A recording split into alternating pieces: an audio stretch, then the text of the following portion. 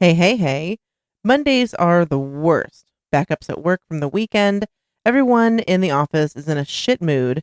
And you could go to the bar, but on a Monday, it feels like the beginning of needing a 12-step program. So stay in and hang out with us while we consume a public meltdown live on stream. Meltdown Monday, Mondays at 7 p.m. Pacific, live at twitch.tv/Echoplex Media. And check out our schedule at echoplexmedia.com. I said, let's box. You want to box me? Let's box.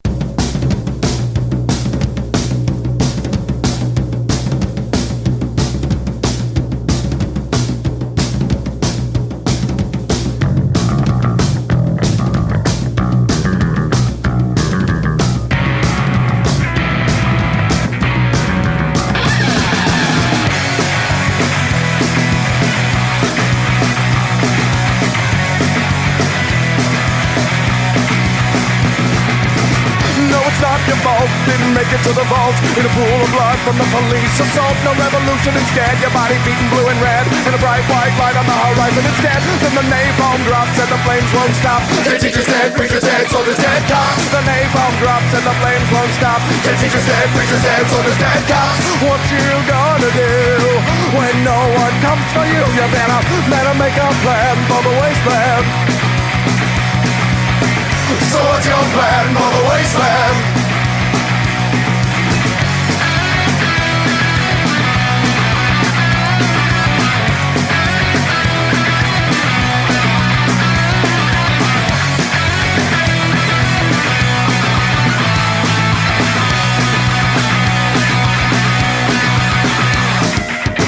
No mutants or martyrs, just malnourished kids. Tell them stories about all the fun stuff we did. No gas for the car and no shells for the gun. So sit back, relax, let the cannibals come. You wish they were zombies, but there's breath in their lungs. Breath in their lungs. What you gonna do when no one comes for you? Oh, what you gonna do when the hungry humans come for you? You better make a plan for the wasteland. So what's your plan for the wasteland? What's your plan for the wasteland? So what's your plan for the wasteland?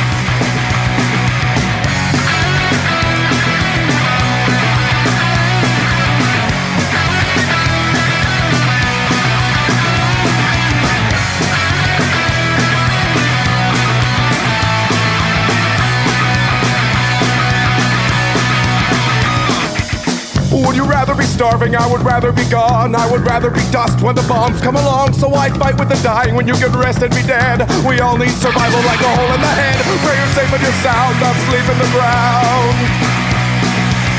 Pray their first fucking target is this quaint little town. When the gas came you choked, when the fun came you drowned. What you gonna do when no one comes for you? Oh, what you gonna do when the consequences come for you? You better make a plan for the wasteland. So what's your plan for the wasteland? Ain't got no plan for the wasteland. Thinking Uncle Sam for the wasteland. You're a bitch of pen for the wasteland. You got no plan for the wasteland. So what you gonna do when no one comes for you? You better make a plan for the wasteland. You better make a plan for the wasteland.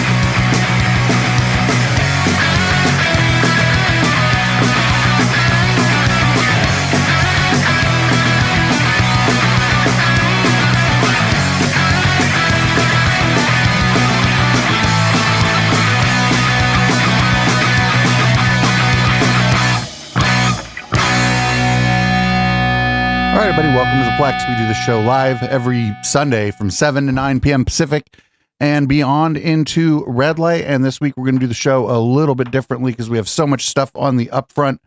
We're just going to release the first 2 hours of the show for the podcast.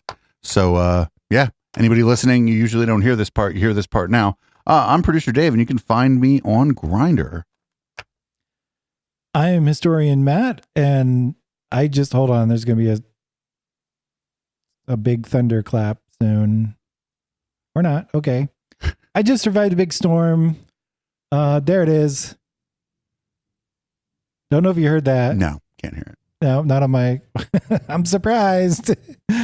I'm surviving a storm. It is mostly past now, so I think I'm good. But there may be some storm sounds in the background, and it might get kicked off. But keep an eye on that. Otherwise, you can see me on How the Tech Are You, our new tech show that we release on YouTube on Wednesdays. We recorded earlier.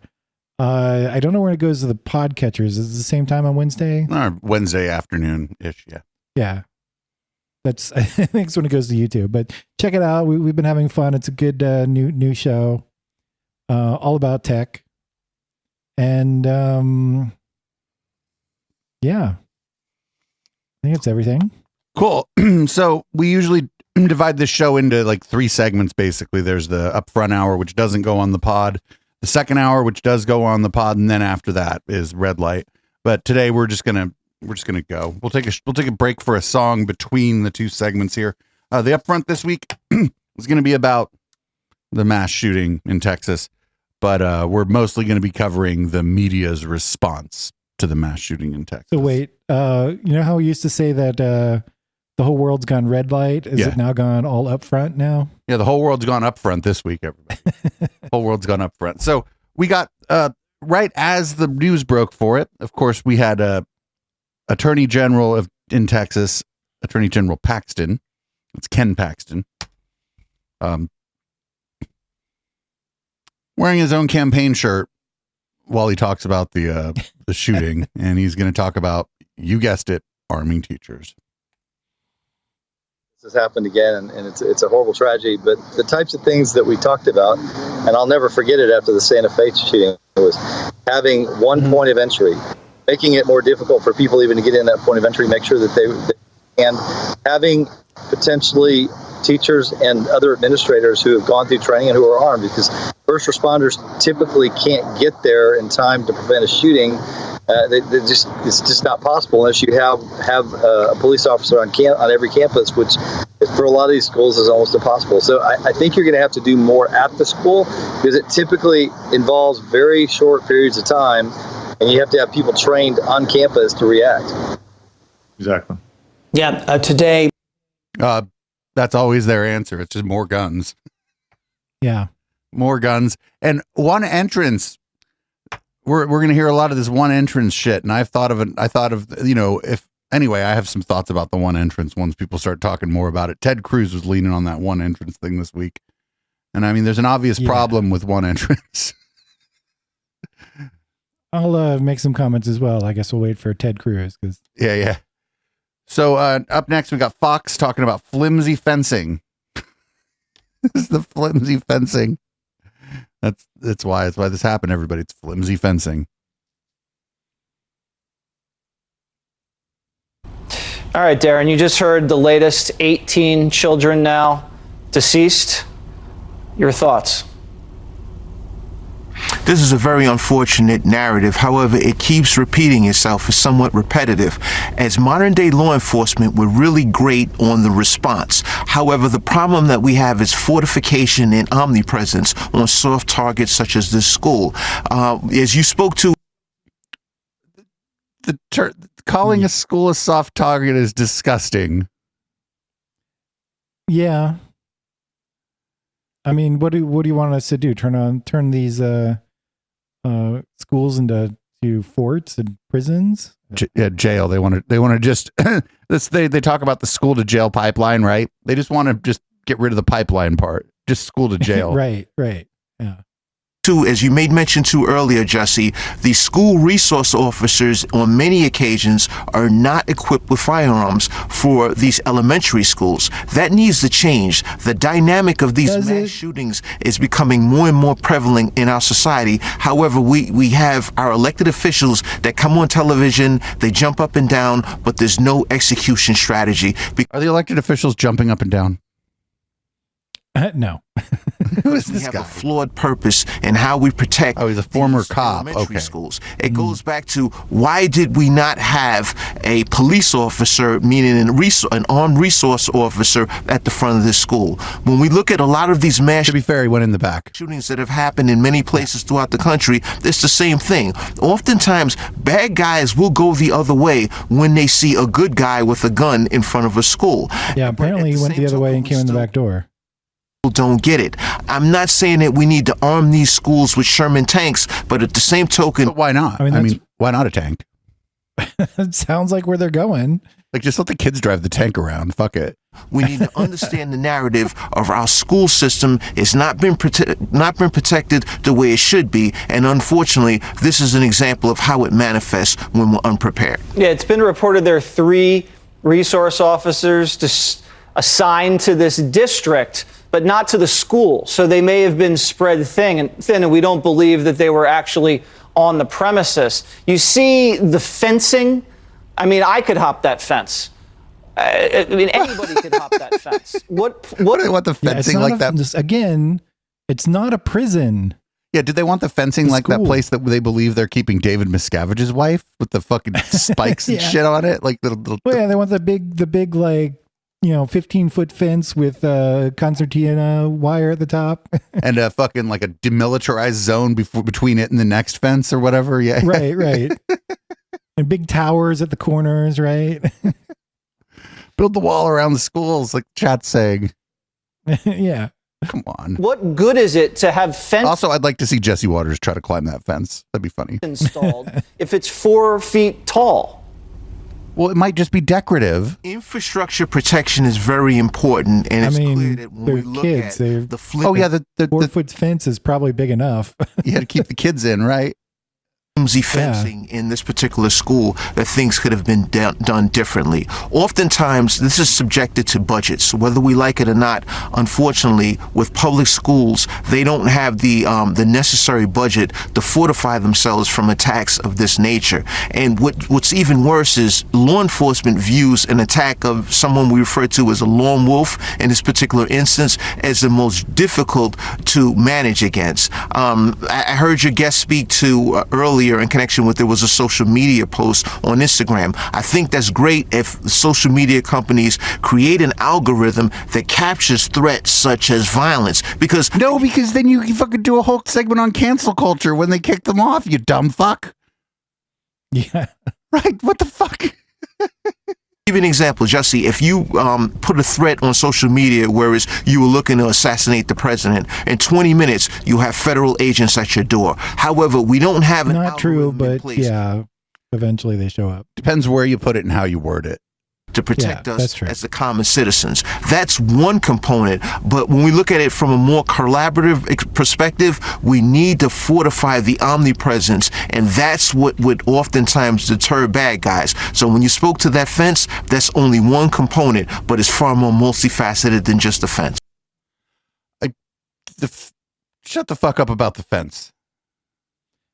I got a new idea for swag we can put on our store. Oh no. Bulletproof jackets in kid sizes. Oh God, I don't think they. Oh my God. Oh my God. There's something Yeah. sort of similar to that coming up later. Actually, Oh, okay. you know, there's already bulletproof like backpacks and shit, right? I don't know about backpacks, but I think I know what you're talking about. That's coming up later because I've heard it a couple times. And it's Some other bulletproof fucking stuff, right? dark, right? Yeah. It's fucking dark. What's coming up later? So there was a lot going on there. I just don't know. Like they were talking about a taller fence, more gun. Like where are all these people gonna come from with all the like? Where are we gonna even like? Let's say we were to accept the premise that just basically putting like a fucking, I don't know, like a small brigade of military at every school was the answer. Yeah. Just a Don't think it's gonna small wet works team. maybe Yeah. some CIA agents that could kill you without a gun. Who knows? But where are all these people going to come from? Like even Yeah. if we like, there's a lot of schools. It's a new jobs program. Like, even if we accept the premise, where the fuck are all these people going to come from? Yeah. I don't know. Anyway, here's more Jesse Waters. Jesse Waters thinks some of the COVID money should redirect it to making sure we find all these people to like put a what we call a battalion, put a battalion at each school. Maybe put an airborne army battalion there so that the fucking people could parachute in when the shit happens, right? Right. Make it all like fucking Star Spangled Awesome and shit. Danny Coulson is a former deputy assistant director of the FBI, and he commanded and founded the FBI's hostage rescue team. So that name sounds like lofty, like deputy assistant director, but that's not like a very high position in the FBI. Oh, every office has a few assistant directors in it, and then a few deputy assistant directors. Okay. It's not like the direct. Right. It's not like the assistant director is one step down from the head of the FBI. The structure is a little bit different. It's like upper middle management. Oh, okay. He's like one step above special agent, right? Right. He's barely more important than Fox Mulder. Danny, I imagine FBI agents are on the scene right now. What's happening? Collecting evidence. It's kind of a tragedy, isn't it? I want to commend. Whoa! It's kind of a tragedy, isn't it? Whoa! Wow. What's happening? Collecting evidence. It's kind of a tragedy, isn't it? What the SWAT team what a cold motherfucker. He talked about what they do. Something much better than that is to have armed police officers inside the school protecting our kids. More guns. My 8 grandchildren are in schools in Texas, and they're this age. We just gave $40 billion to Ukraine. Why don't we allocate money to protect our own citizens, to put policemen? Yeah, we don't know. Nowhere in America do we spend any money on the fucking police ever. Right. It's not like 40% of the budget of a lot of major cities. I think it's specifically 40% of the budget of that city, the town. I don't remember how you that might be pronounce that might be where the number came from, but it's also like San Jose is a safe city, and it's like 35% of the city's budget is policing. San Jose has 34% of the budget for police. Something like that, yeah. And San Jose is like for not showing up. San Jose is like one of the safest big cities on the planet. Really? Yeah. San Jose is so safe. Not when I was there. Okay. Or not where I was, I guess. Our children from these monsters. I'm really angry about this. I'm saddened, and frankly, I'm a lot afraid.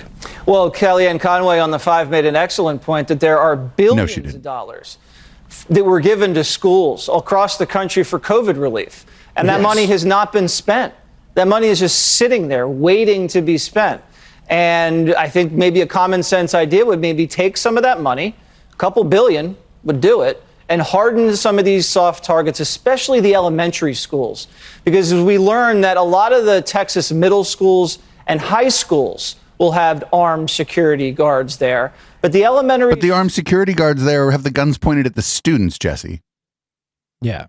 It's Texas. Do not. And I think it would make a lot of sense to make sure that we have armed security agents there, at least one, for every elementary school in the entire country. It would be common sense, Danny. Yeah, it would be. I totally agree with that. And I mean, I was in the business of rescuing people from situations like this. It's a lot better to be inside, keeping the bad guys out, than trying to go in and find the bad guys. And why don't we do that? We have the money. And one other thing I think it's important to remember, the gun. I think it's even better if the bad guys didn't have guns. You could outlaw guns tomorrow. They're still out there. And we need to protect ourselves. We need to have courage to bring in policemen that will risk their lives and save our children and put a stop to this stuff. Stop it before they get through the front door. Okay, they keep bringing up this. This guy's the first time we heard it, but you hear it in a bunch of other videos where they're like, "Oh, if you ban guns, like there's still guns out there." And well, no, we do like gun buybacks and try to suck up all those guns that are around, and on top of that, if somebody is found with an illegal gun, you can immediately arrest them before they do something bad with it. And like, not for nothing, like Australia had one of these, and they, as a society, there were some mandatory, but a lot of voluntary gun buybacks, and they have regulation on purchases at the point of sale of the guns that are pretty strong, and it seems to have worked. Nobody went door to door looking for everybody's guns. The fucking shock troops didn't go anywhere and do anything to anybody. None of that shit happened, and they got a lot of their guns are gone now, aren't in their society. A lot of the assault weapons and stuff, I think you still have guns for hunting, but they're limited, right? Right. It's hard. I think it's harder to get a handgun there too now. Like, yeah. Well, yeah, I wouldn't be surprised. But I don't know. I don't know the answer, and I know that our chat's going to be pretty divided on this because there are definitely, arguments to be made that, well, if we disarm the populace, we should disarm the police. And my answer to that is, yeah, actually, sounds good to me. Fair enough. Just like in the UK, a lot of places, the average cop has a baton, and there are cops with guns, but they're not the first ones who show up. Right. I mean, they have issues with knife violence, but it's a lot hard. I mean, it's up close and personal, man. You got to really want a motherfucker dead if you're using a knife to kill him. Knife violence is more survivable. Yeah, and again, 100%. I'm not saying it's like perfect. No, we're actually against knife violence here. Thanks, Matt. Yes, very much so. We are in fact against knife violence, but yeah, you got to really want a motherfucker dead to kill him with a knife. Yeah, a lot less, and knives. There's a lot less innocent bystanders in a knife attack too. Yeah, a lot less bystanders be getting hurt. Yeah. Okay, so this is the dark one. Fox News. There should just be ballistic blankets in elementary school classrooms. I mean, this is just beyond shocking. I would like to see a national push toward, instead of parents buying their kids all these tools and toys and games, invest in the classroom to make it safer. There are companies out there that will do that. They'll come out and they'll do threat assessment of the whole school. They'll say, this is an area of vulnerability that you might want to address, and this is how we would address it.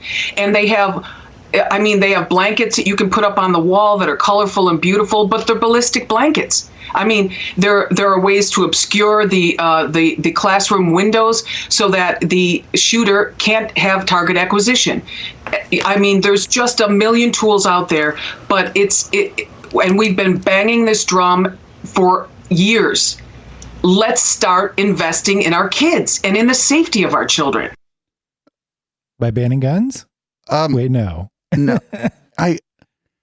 so sometimes it isn't some person from outside the school that brings the gun in.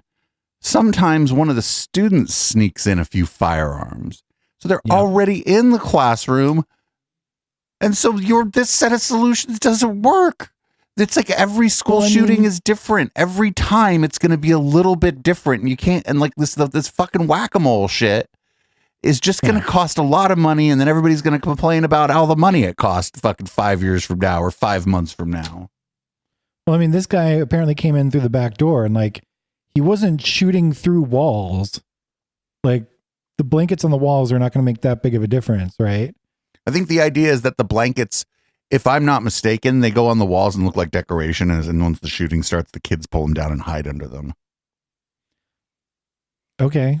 If I'm not mistaken, that's kind of what, I mean, they'll block, sure, but bullets have a hard time going, like, schools are a lot of times made out of the there's cement inside of the schools. They're like a cinder block. Yeah, and it shit. Depends. So the bullet's going to have a hard time getting through the cinder block too. Yeah. So I think, I don't know. That was what I was thinking, was a bunch of kids like cowering under a blanket, and that just makes me want to cry. I mean, yeah. Oh God, here we go. Fucking Ted Cruz now, Matt. Great. Fucking great. Just great. At least, you know what? A lot of bad shit came out of Florida. At least Ted Cruz didn't come out of Florida. So y'all can take this victory where you take the small victory where you can get it.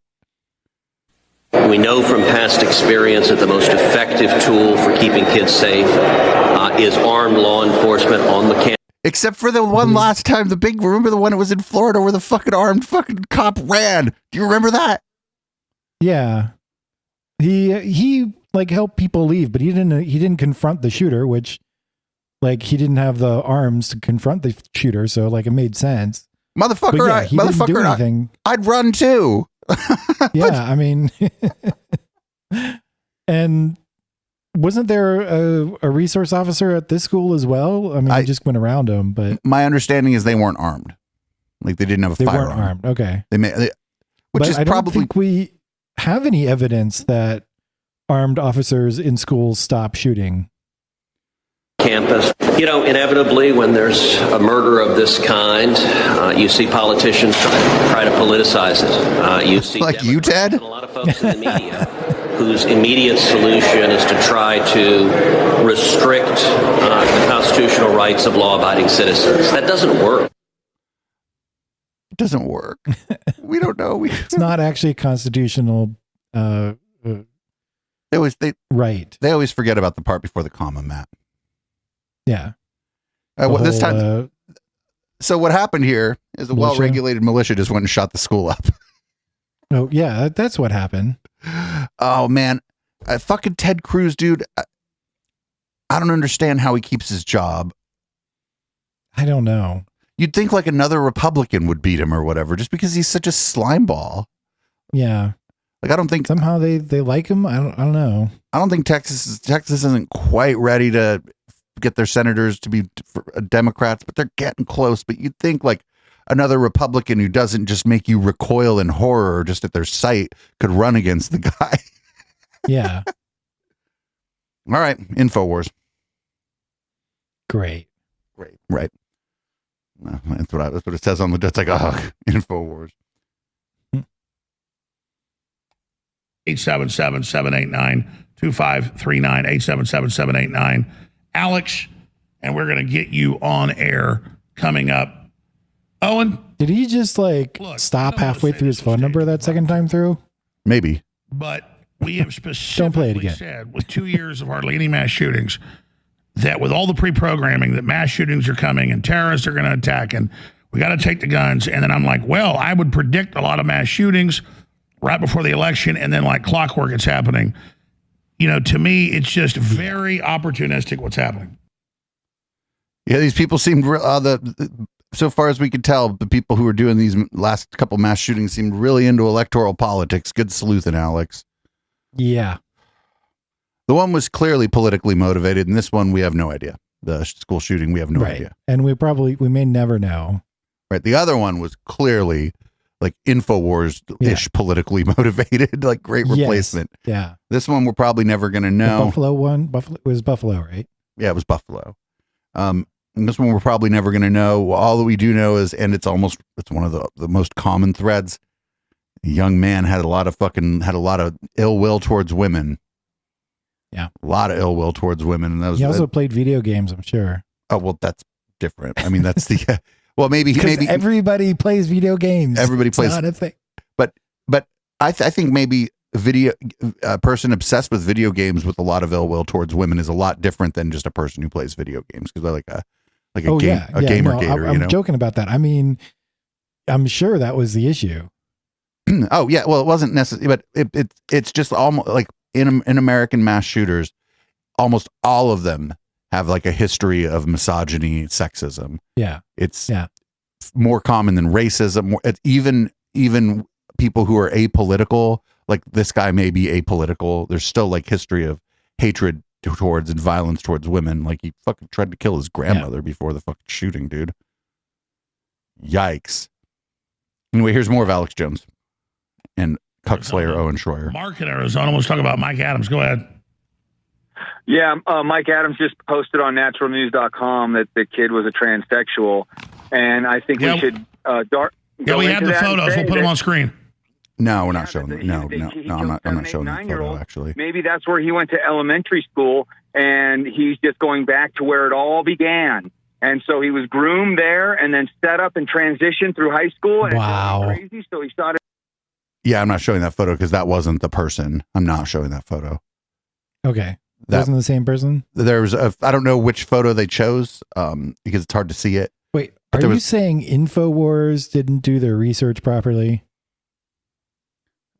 Yes, because some guy just called in and said Natural News posted something, and Alex Jones is like, "Oh, fuck yeah, we got a scoop here." and if somebody calls me and says Natural News posted something, I'd be like, "That's what probably didn't happen." Yeah, yeah. There was a exactly. There was this trans gal or maybe non-binary person who everybody was saying was the shooter, and that person had to basically dox themselves. They like posted their ID and like their fucking home address. They're like, I don't live anywhere near this. This was not me. Like, because what else do you do once they decide you're the shooter, right? Right. You got to dox yourself immediately. I don't know what else you could do. Yeah, you have to dox yourself immediately, right? Yeah. And if you do live in the area, you be like, no, I have records from my phone of my travel that day. Here, I'm going to dox my entire travel history from that day. Yeah. Oh, yeah. Sitting congressman shared that shit too. It was Paul Gosar, though. So who's surprised? Anyway, more InfoWars. I'm sorry. And if I was to stab my talk show co-host, which I wouldn't do, I love him, it would not be the dagger's fault. It would be me putting action into that inanimate object. Oh, are you going to stab Owen? Table here. Don't stab Owen. Over Owen's head, or I can't show that. Owen looks a little nervous. He's wearing a gun on his side. If he shot me, it's not the gun's fault. It's his fault. It's my fault. We all know that. And just like the white supremacist attack, blaming gun owners, or just like any of these events, statistically, they're still very rare out of 350 million Americans, but still very heartfelt. And you're right. We should not be political at this moment, and Joe Biden absolutely is, and it is disgusting. Joe Biden is the president. That is a political position that he holds. Yeah. These people are like, you should not politicize this. Well, they're actually politicizing it by saying that. When saying you shouldn't politicize something is in fact a political statement. Yeah. They're just telling you to shut up, essentially. Oh, yeah, of course. Look, the Infowar.tv, did they keep losing their domains or something? Because they were at band.video before, and censored.tv and shit before. Do they keep losing their fucking... They keep losing their domains. Also, Alex Jones is going off about how like guns are not the problem, it's the people, but that's kind of a talking point of the NRA, but in the latest NRA convention, they banned the guns, not the people. All right. It's as if it's a little of column A and a little of column B, actually. Yeah. You can't drive down the freeway at 130 miles an hour without a car. But that doesn't mean that doesn't mean that the car drove. It's both you and the car. Yeah. Well, I mean, like, it's not the car's fault that people get into car wrecks all the time, but we put in a whole lot of safety features to keep the occupants of the car and other people safe. What do you predict in the midterms with 168 days left, Ted Nugent, with the whole world waking up, with the inflation, with all of it? What do you see Biden and his nasty cohorts during this third administration of Obama doing? Well, of course, I'm a huge supporter and believer in evidence that I vet and I scrutinize and I research with all my heart and soul. And Dinesh D'Souza has documented that in his documentary 2,000 Mules. Dinesh D'Souza as a source. You have not thoroughly vetted your sources. Criminal corruption took place in the 2020 election, and that Joe Biden did not win the 2020 election legally. All right, whatever, Ted. Is he referencing like there's a new documentary that Dinesh D'Souza came out with recently? That's been thoroughly debunked.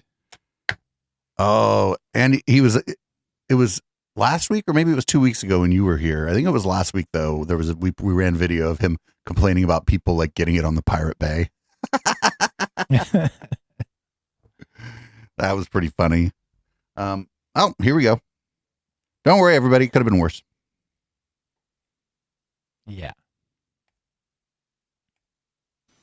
And let me emphasize something that I know you all know.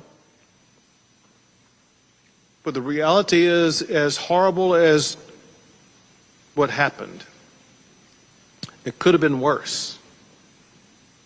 The reason it was not worse is because law enforcement officials did what they do. And hung out outside for 45 minutes. Like tackled this lady. She finally talked them into letting her go. And then she ran inside and fucking saved her own kid. Yeah. They showed amazing courage by running toward gunfire. No, they didn't. didn't. With the singular purpose of trying to save lives. Yeah, they went inside after they thought I swear that they said they thought all the kids were dead. And that's when they went inside. I mean, they went inside when they thought the shooting stopped. Right. And it is a fact that because of their quick response, getting on the scene, I'm not sure the quick response is to respond to the gunman and eliminate the gunman, they were able to save lives. Posted Wednesday. Unfortunately, yeah, not enough. I don't remember how long after everything. I think we started learning more about it on Wednesday, about like the time. And yeah, like, I don't know, like, aren't these like, okay, yeah, there's protocols and shit, but like, I don't know. Aren't there times when these people are actually supposed to show some fucking bravery and put themselves in harm's way? And isn't a school shooting one of those times where they go, we're supposed to wait for the SWAT team, but we can't fucking possibly wait one more moment. We have to go in the school. Is everyone ready? Like, what the fuck? Yeah. What the fuck are the cops for if not that? I don't know. Don't they have like, aren't they wearing bulletproof vests and shit? Yeah, I mean, it's an assault rifle, so I don't know how much that helps. Just regular bulletproof vest. Yeah, but there's a lot of cops and they're supposed to be trained. Yeah. Oh, here we go. They could be going in and like helping other people get out, like figuring out where it is and where the guy is, and maybe not engaging, but trying to protect people that way, getting people out of the way, or trying to trick the guy. Yeah, like spy versus spy or something. I don't know. Oh no! Now here we go with the fucking one door discourse. Before you start, our chat is going crazy saying that the police have no obligation to protect civilians. I think the Supreme Court ruled that. Yeah. The Supreme Court, one of our finest institutions, they don't have an obligation to do it, but don't you think maybe one of those motherfuckers on the scene would have felt some kind of personal obligation as a person trained in this to like try to rally the troops? I don't know. Yeah. Yeah, okay, yeah, they don't have an obligation to do it, but like, what the fuck? Why wasn't one of them cowboy ass motherfuckers there? Like, where's the guy that goes into somebody's apartment and shoots them without even figuring out who they are? Why want that guy? Why wasn't that guy at the school? Like, well, why isn't the woman who went in and saved her kids? Like why didn't they just send her in with police? Why didn't they just send her in armed to the teeth? Yeah. Should have followed her lead. She seemed to know her way around the inside of the fucking school. Yeah. I should have said, whoa, how'd you do that? Can you go and get a couple more kids? Like, even just like talk her into doing it. I mean, I'm kidding kind of, and it's not that funny. It's actually fucked up. Don't clip that. But anyway, here we go. The door. Not the door that we talk about, the other door. Schools safer. And one of the things that everyone agreed is don't have all of these unlocked back doors. Have one door into and out of the school, and have that one door armed police officers at that door. If that had happened, if those federal grants had gone to this school, when that psychopath arrived, the armed police officers could have taken him out, and we'd have 19 children and 2 teachers still alive. The resource officer that didn't have a gun? One more about the one door, and I mean, I'm going to keenly point out the obvious after this one more about the one door. Okay. Let it roll. Do you want to talk about how we could have prevented the horror that played out across the street?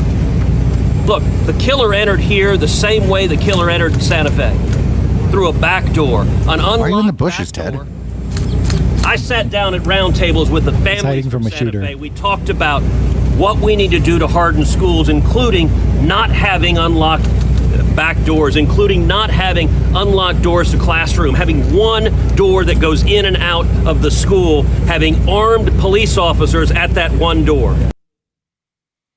All right, Matt, what obvious thing do you think I'm going to point out? I'm not entirely sure. I do know a little bit more about what we've learned since then about the back door, but I don't know if you're pointing that out. Is it we're not making a prison again? Have these people heard of a fire? Oh, yeah. Good point. Well, I think what they are thinking is the door should be closed and locked. Like locked and I think the back door, like, I'm no expert. I don't know like all the details, but from what I heard from real news programs, not Fox News, somebody propped open a back door. Like it was supposed to be closed and it was supposed to be locked, but somebody propped it open. I don't know if they know why it was propped open, but that's how they got in. That is my understanding. So maybe locked, like doors locked. There's like exit only doors at stores, right? Where you can get out, but there's no handle to get in. Right. And I think that's what this door was. Right. But somebody propped it open. Yeah. That's what I'm under the impression happened. Right. Fucking shit happens. Like, I don't know. Like, who knows why the door, and like, who cares? I hope they don't find out which teacher did it, because then that teacher is going to be like, Alex Jones is going to be like, the teacher was in on it. You know? Yeah. They're going to have to like go into hiding or something. Right. Right. It'll be like the Sandy Hook families that had to hide from Alex Jones fans for several years. Yeah. But like the good news is, in a few years, they'll be able to take all of Alex Jones' money. Right. Apparently. Allegedly. That's what we say. That's what we say. Okay. So the Allegedly, so the last ones did. So another problem. So let's say the shooter, the bad guy, gets past the one door, right? Yeah. Okay, great. Now they fucking booby trap the door in some sort of way. Yeah. And now they can leave. Now people who are like, that might make it impossible for people who might escape to leave. But also, if the SWAT team wants to go into a building, now they only have one way to get in. Yeah. So now the bad guy with the gun knows where the good guy with the gun is going to come from. Right. Unless you think the police just have this big giant key ring with all the fucking keys for all the different fucking locked from, like, you know what I'm saying? Like, none of this makes any sense. Yeah. I'm talking about the Shirtwaist Factory fire in the chat. Yeah. Where there was like not enough exits. Well, and they blocked the exits and right. Oh, yeah, that was bad. All right.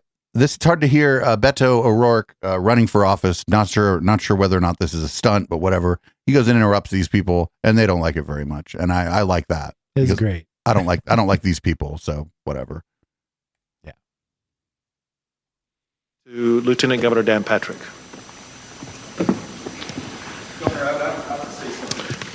Excuse me. Excuse me. Excuse me. Sit down. You're out of line and an embarrassment. Sit down and don't play this stuff. The next shooting is right now, and you are doing nothing. No, he needs to get his ass out of here. This isn't the place to talk this over. This is totally predictable when you... Sir, you're out of line. Sir, you are out of line. Sir, you are out of line. Please. Said racistly.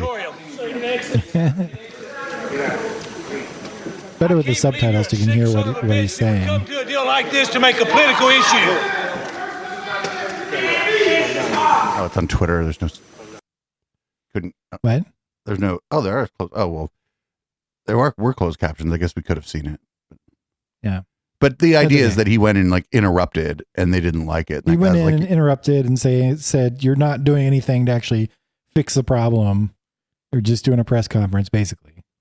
Right. And then that one guy called it, you sick son of a bitch. And I was like, oh, he said racistly because it just sounded, I don't know, man. Oh, no. And here's Fox complaining about it the next day, of course, right? Of course. Of course they're going to complain about it. You go yell at a school board. Now that's good. That's fine. Right. Mrs. Pennington, who's 67 years old and a retired teacher, but still wants to give back. She deserves your ire and your screaming at her. But if you go without screaming, tell somebody in power that you think that they're not doing their job and that you would like to take their job, that's out of line. Right. So here we go. It's Dan Patrick, the guy that Beto interrupted. He's on Fox and is that Fox and Friends? Is that Fox and Friends? That's Fox and Friends and Friends and Friends. Looks like it. Well, there are lots of short things that we can do and we must do, and we've done a lot in Texas, but obviously we must do more. Harden schools. There should be one entrance in and one entrance out in all of our elementary and all of our middle schools. They're small enough to do that. There should be only one way in. Schools should be prisons. Protected entrance in. We already have a program where we allow any teacher in school the district that wants to be armed to be armed. We train them. It's up. How many of the teachers take you up on that? So arming teachers didn't work. I just wonder, what is the cross section of people who want to be teachers and people who would like to be armed all the time? Do you know what I'm saying? Yeah. Well, my mom was a high school teacher, science teacher, and she said she would not want to be armed because at school, she's had so many things stolen from her, from the kids steal stuff, and she has a gun, somebody's going to steal that. There's a guy that hangs out at my friend Pino's restaurant. And the last time we talked about a school shooting, I had a discussion with him about it because he does personal protection for a living, armed personal protection. And I asked him about it, and I can relay what he said after this clip is over, actually, because what he said made a lot of sense to me. Up to the schools. We leave that optional. We have metal detectors at schools. If those schools make that decision, and we've funded that, we put in $100 million. We put in mental health issues. But I go back to, we can do all of these things. We got to get to the base root of this. What's causing these young men in America to get a gun, either legally or illegally, to go into a school, gun culture, murder children in cold blood? Okay, so real quick. First of all, the way a classroom is laid out, it's generally laid out in such a way that the teacher can not only see all the students, but also the door. Yeah. They can see who's coming in and who's coming out. So that leaves you with just a couple options for the way for that room to be laid out. And the most common one is the teacher across the room from the door. Yeah, I don't know. They're in all sorts of places. Right, but this is a common layout of a classroom. Yeah. And the guy I was talking, that was the first point when I asked this guy who does personal protection for a living.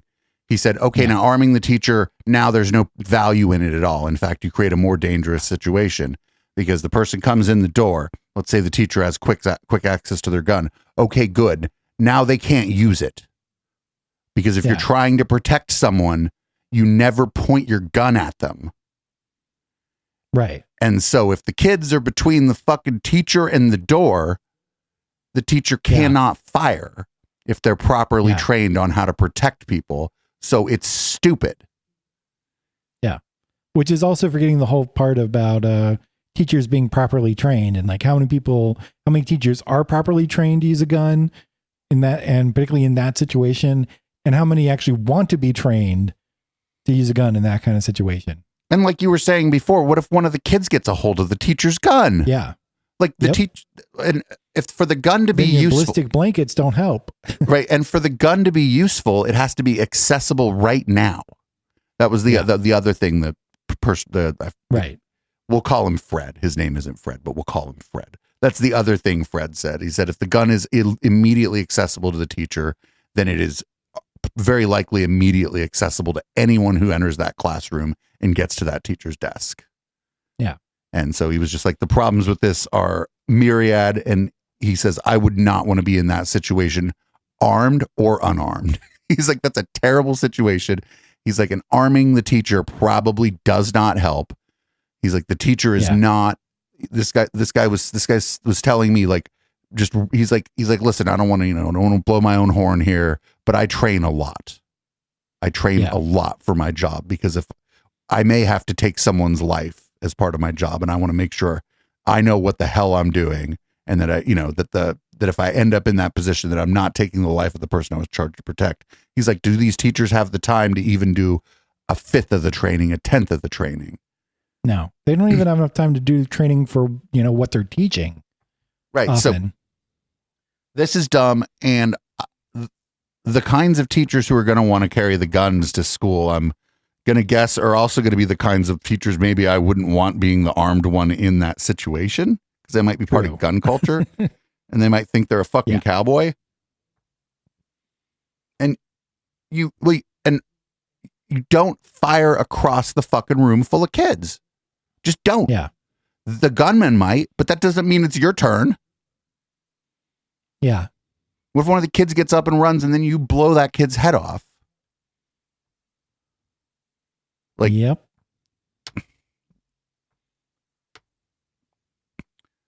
He said it's legitimately a better strategy if the kids are like, if it's like junior high or above, to just have the kids fucking charge the gunman.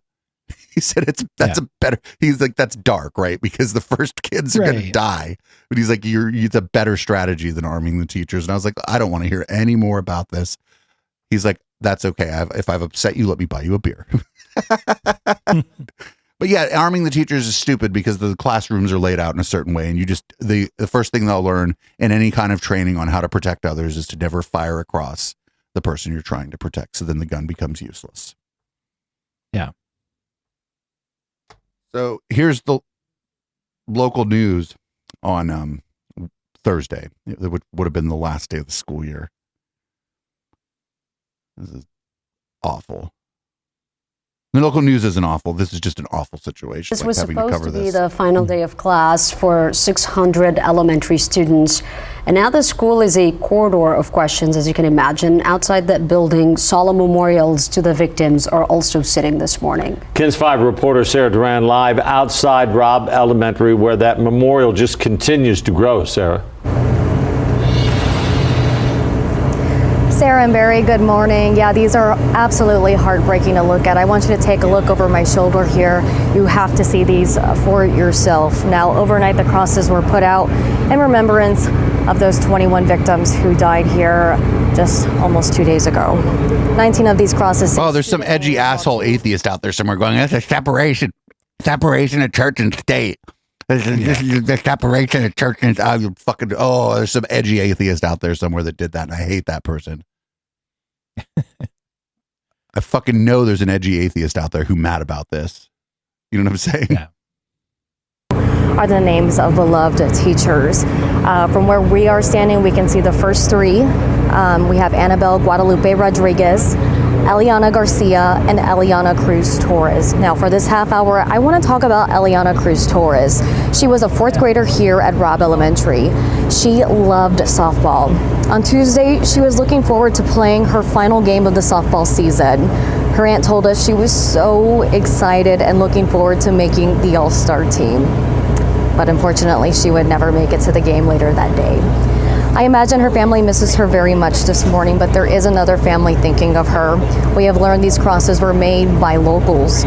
We have reached out to learn more about why they decided to do this, but I think it's safe to say that these crosses serve as a solemn reminder of the lives lost here at Robb Elementary. Now, like you guys have been saying, today would have been the last day of school, a day full of celebration. I know you guys remember what it's like to be in elementary, right? It's a day full of parties, food, awards rather, and a lot of hugs. But today, a lot of people will still come here with a lot of heartbreak and tears. Really hard to think about. But again, 21 lives lost here in Uvalde. We'll be here throughout the morning with bringing you the very latest from Robb Elementary. But in Uvalde, Sarah Duran, back to you.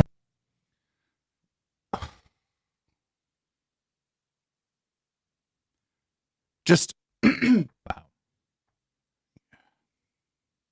Just imagine being like a local news reporter and spending the last few days covering this.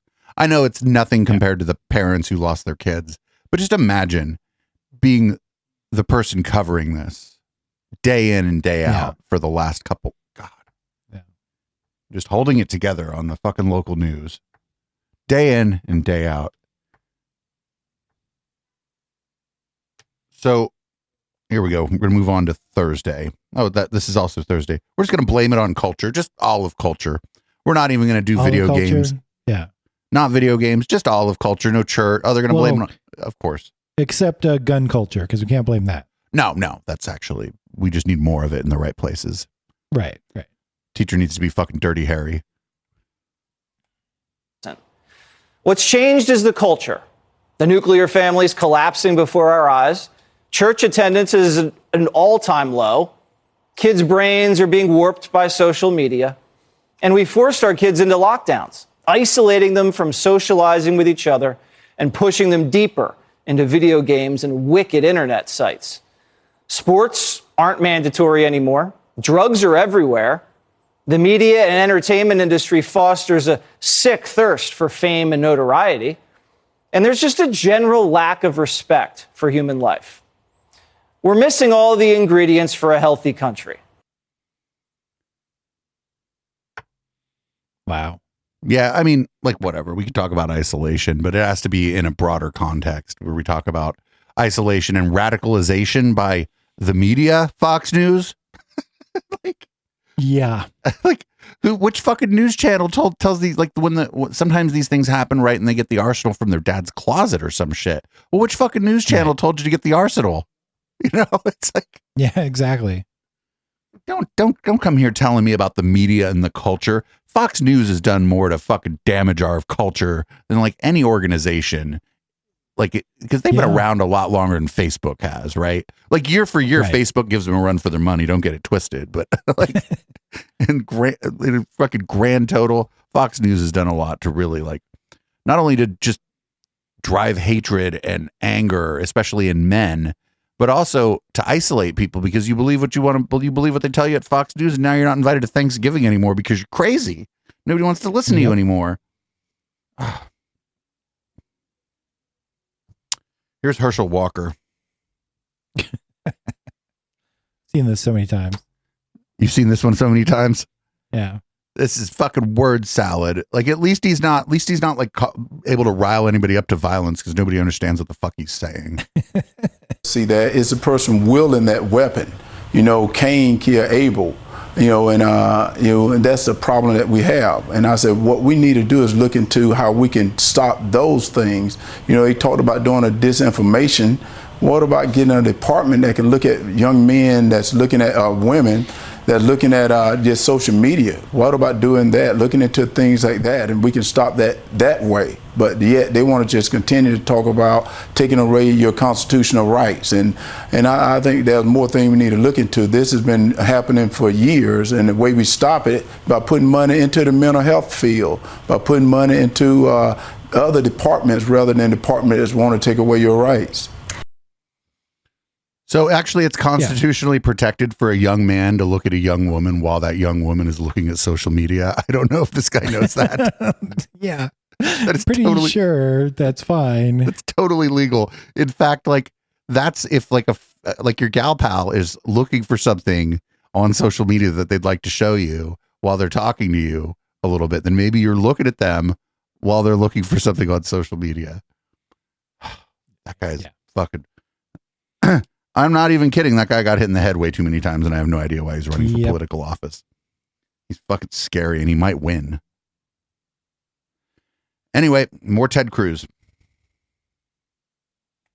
from Thursday. Great. Fantastic. There are 19 sets of parents who are never going to get to kiss their child goodnight again. Is this the moment to reform gun laws? You know, it's easy to go to politics. But it's important. It's at the heart of the issue. I get that that's where the media... Yeah, but Ted, you're a politician.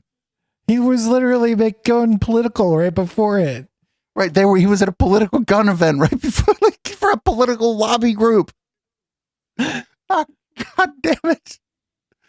likes to go. Well, it's not. It's where many of the people we've talked to here like to go. The proposals from Democrats in the media, inevitably, when some violent psychopath murders people. A violent psychopath who's able to get a weapon so easily. 18-year-old with 2 AR-15s. If you want to stop violent crime, the proposals the Democrats have, none of them would have stopped this. But why does this only happen in your country? I really think that's what many people around the world just, they cannot fathom. Why only in America? The foreign press, this is Sky News, everybody. This is Rupert Murdoch's outlet in the UK. So this is their Fox News. Their Fox News is asking this guy, why are Republicans so crazy? Yeah, pretty much. That's amazing. Is this American exceptionalism so awful? You know, I'm sorry you think American exceptionalism is awful. I think this aspect of it. You got your political agenda. No, it's honestly, God love you. Senator, it's not. Right, he gets his paycheck from the same dude that you do, Ted, or that your fucking friends over at Fox do, Ted, or maybe from the same dude that you do. Why you do not think that guns are the problem? Why is this just an American problem?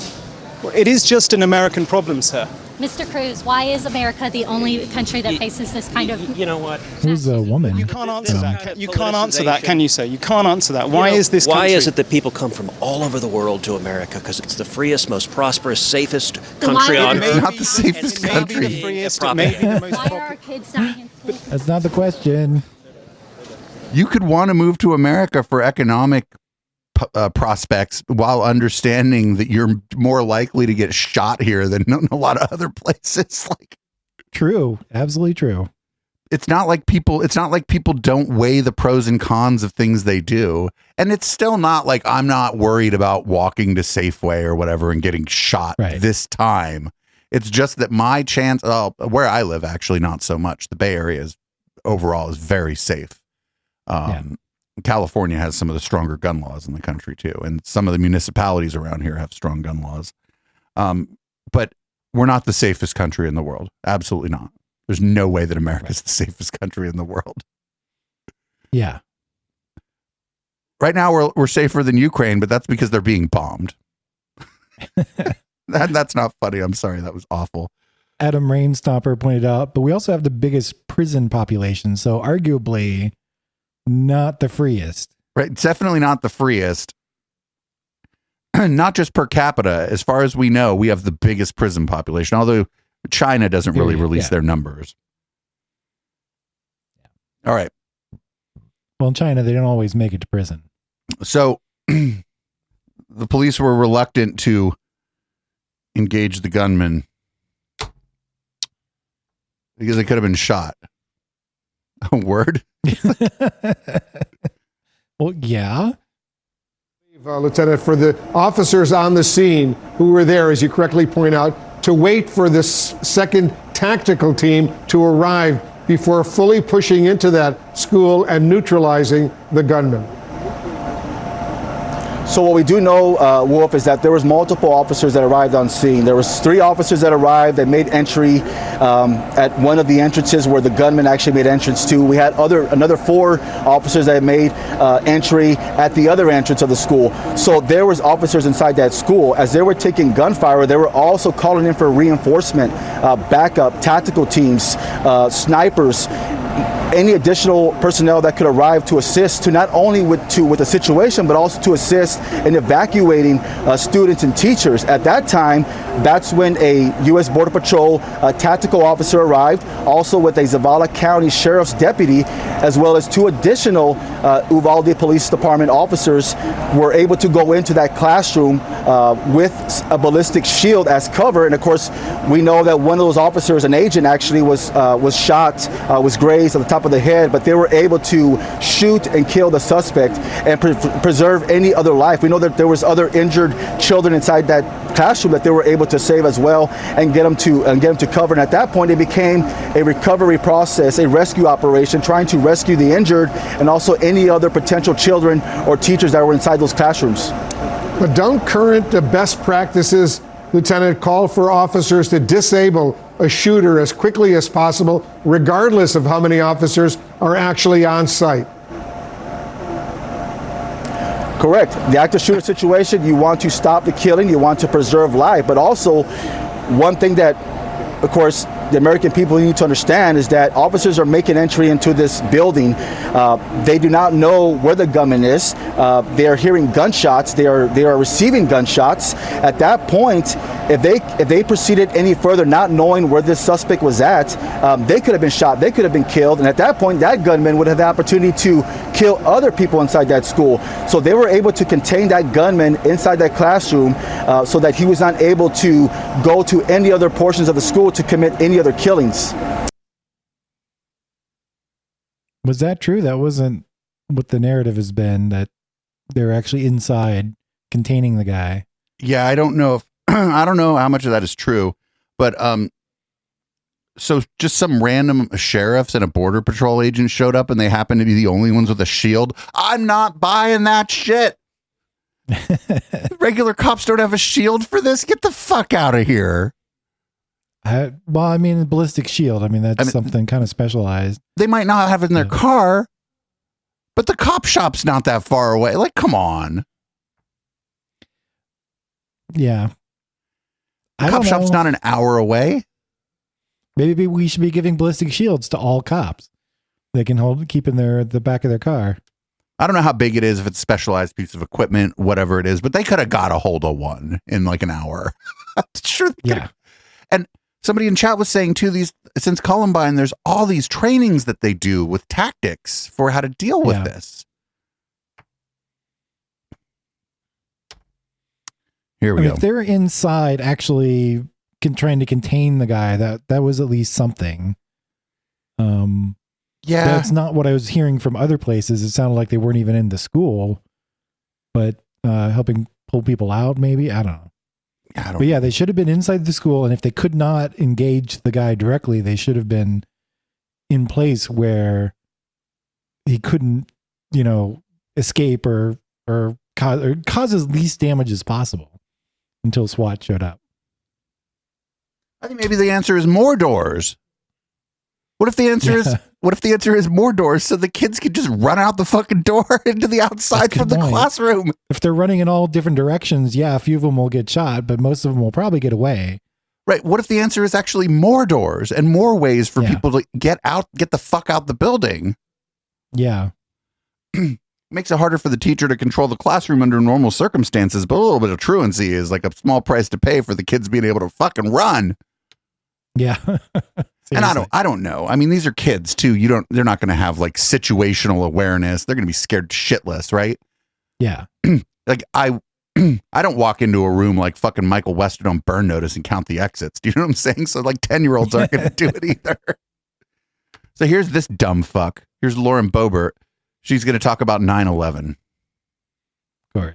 Differences between this and 9/11. Sandy Cortez tweeting at me, but she hasn't taken up my offer to actually meet and work together. And of course, we saw Beto acted like a total jerk and tried to use the deaths of these children as a prop to advance. Why are you using your news hit about a shooting as like an advertisement for your fucking store? His political candidacy. When 9/11 happened, we didn't ban planes. We secured the cockpit. And of course, no, we banned shampoo and shit. That's a good point. We banned shampoo. We banned like nail clippers and we banned all kind of shit.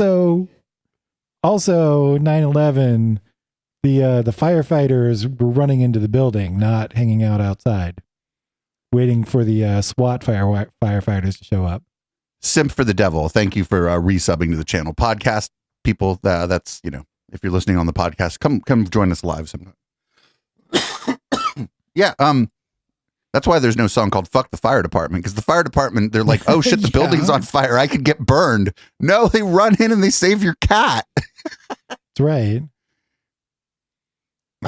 Here's this dumb fuck going to talk about arming the teachers some more again.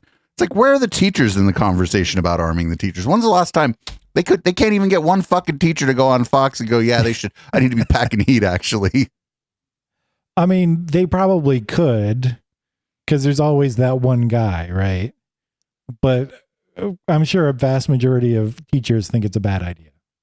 Probably for some of the reasons that I was outlining earlier. Is like, well, no, I have to shoot across a classroom full of kids. What are you, crazy?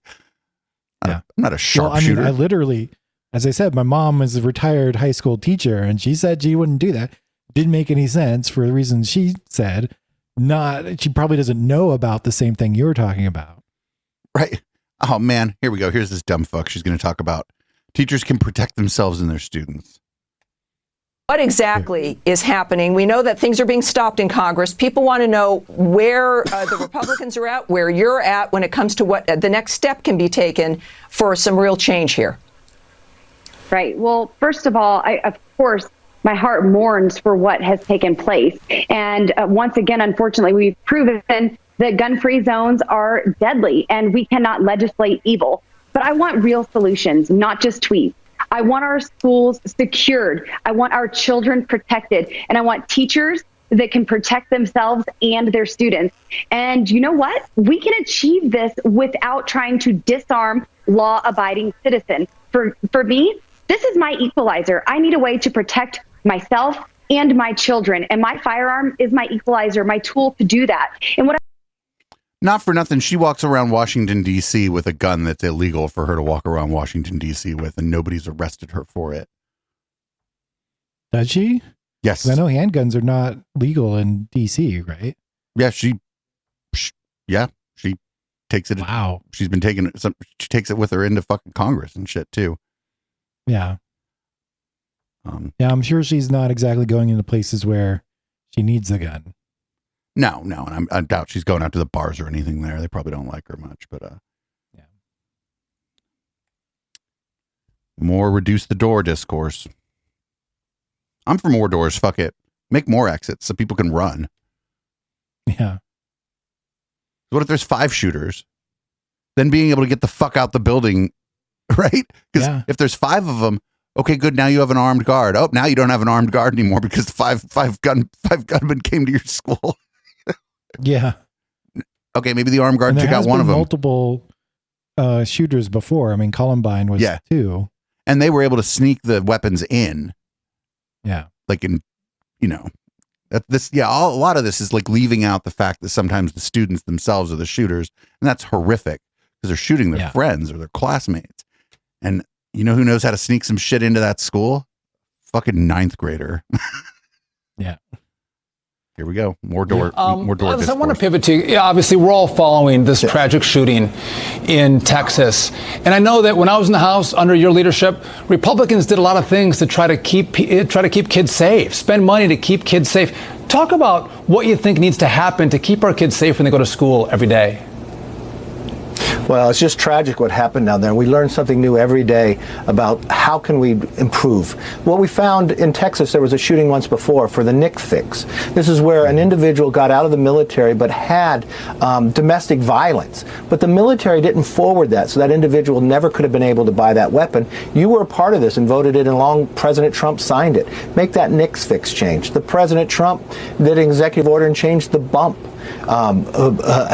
ability, so we saw what happened in Las Vegas. But we had been able to pass, Richard Hudson led on Stop the School Violence, where we provided a great deal amount of money so schools could reevaluate that, see where that they could come in. If this school was on lockdown, could the doors have been locked where you couldn't have gotten in? These are items that we'd looked before. And remember, Sean, there are billions of dollars sitting out there after COVID for schools that we should redirect that money to allow the schools to use that to have one central point of interest to protect these kids from a lot of different areas and different items of going forward. But these are things we should be able to look at to be able to solve. And we've really got to be focusing on mental health as well. And that's something Congressman Tony Gonzalez, who represents this district, was already working on prior to this situation, trying to get some mental health down in this community, which even needs it greater today.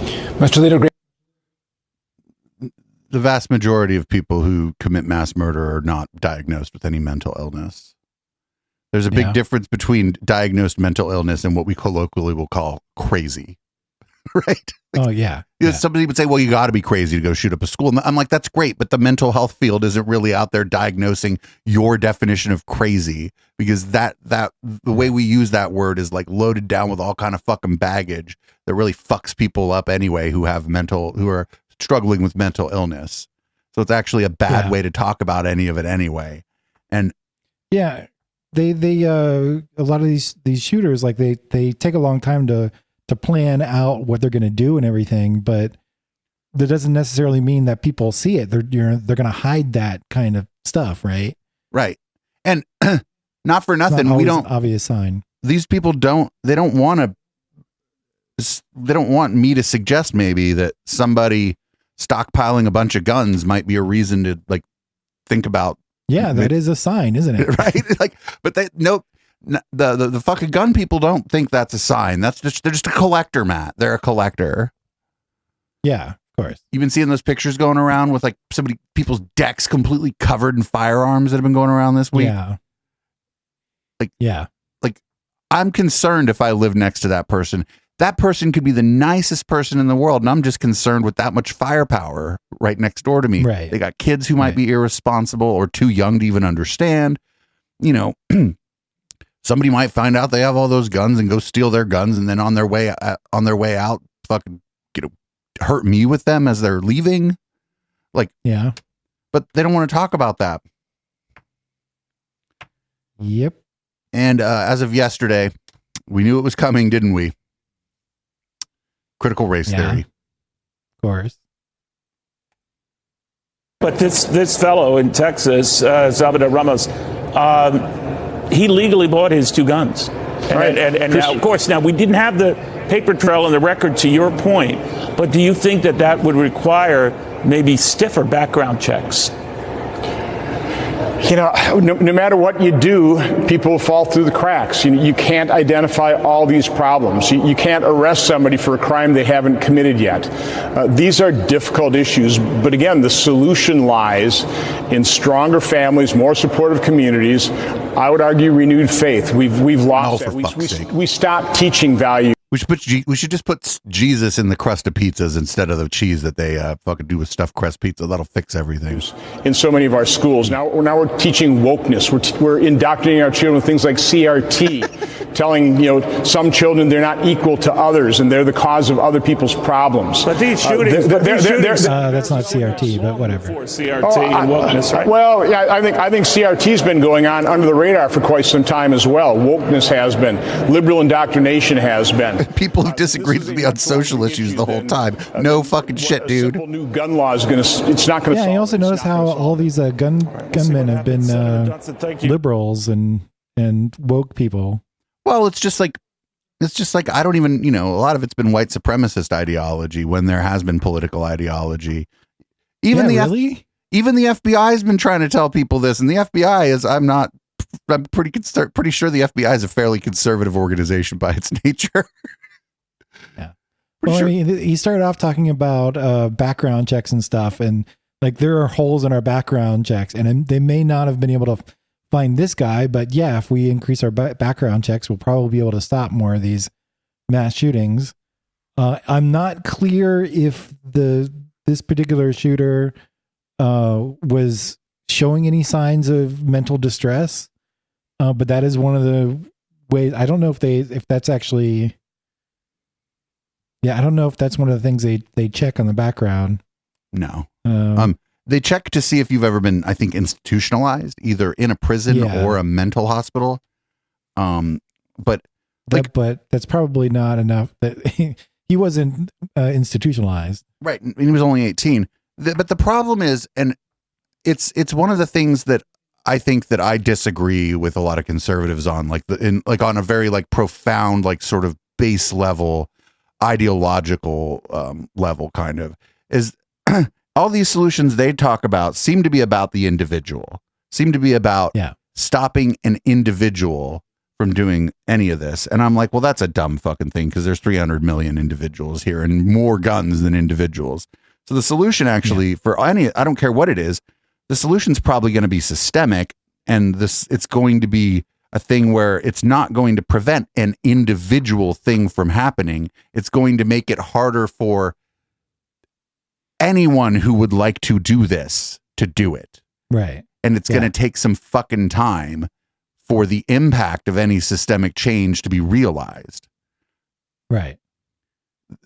These people just want everything to be down to this is an individual. This is an individual. This isn't a problem with the system. This isn't a problem. It's just a one-off. Right. Yeah.